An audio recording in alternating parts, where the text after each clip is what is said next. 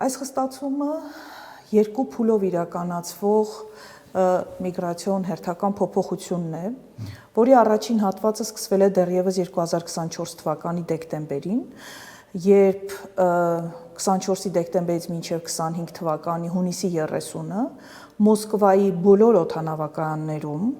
Մերձմոսկովյան Ժուկովսկի օդանավակայանում և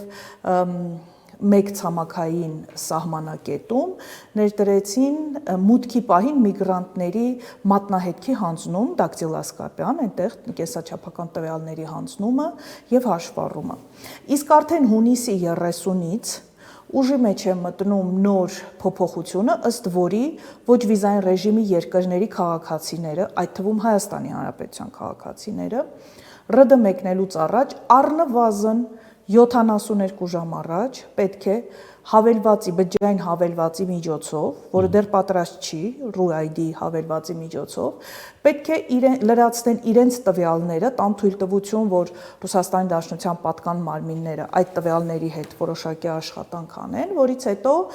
եթե կստանան թույլ տվող հավաստող կոդ, ապա սահմանապահը թույլ կտա, որ օտարերկրացին մուտք գործի Ռուսաստանի Դաշնության տարածք։ Կապ չունի մարդ տոմսը գնել է, թե չի գնել։ Ոչ, նշանակություն չունի։ Քանի դուք չունեք այդ կոդը, դուք չեք կարող, սահմանապահը ձեզ թույլ չի տա ուղղակի, որ մուտք գործեք Ռուսաստանի Դաշնության տարածք։